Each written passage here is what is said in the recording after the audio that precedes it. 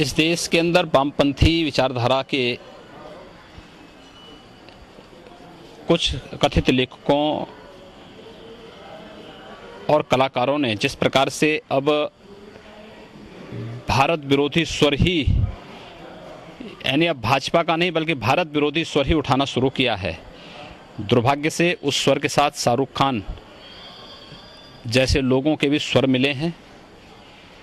और ये पहली बार नहीं हो रहा है, इससे पहले भी इस प्रकार की हरकतें उनके द्वारा हुई हैं।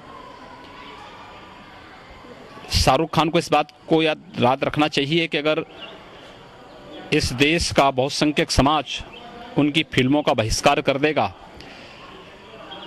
तो एक आम मुसलमान की तरह उनको भी सड़कों पे भटकना पड़ेगा।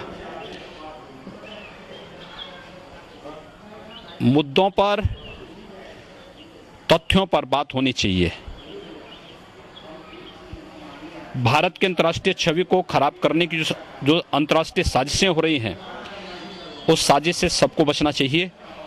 और अगर कोई इस प्रकार की साजिश किसी व्यक्ति या किसी पार्टी को निशाना बनाने के लिए पूरे देश को या बहुसंख्यक समाज को, दुनिया का सबसे सहिष्णु समाज को, ये तो हिंदू समाज है, उस हिंदू समाज को बदनाम करने के लिए कोई इस प्रकार के षड्यंत्रों में शामिल है तो उसकी सामूहिक निंदा होनी चाहिए, उसका सामूहिक बहिष्कार भी होना चाहिए।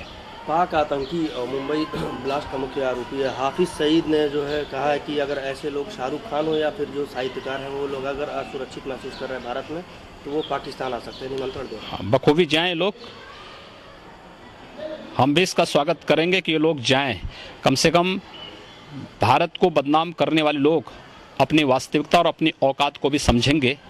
एक बार जामा मस्जिद के इमाम ने पाकिस्तान जाकर के देखा था, जब कुत्तों की तरह उसको दुत्कारा गया था वहाँ से, तो उसी प्रकार से यही हाल इनको भी होंगे। आतंकी ऐसा कह रहा है, मैं कह रहा हूँ ना, चाहे ये लोग आतंकी भाषा ही यहाँ बोल रहे हैं। मुझे लगता है शाहरुख खान की भाषा में और हाफिज सईद की भाषा में कोई अंतर नहीं है।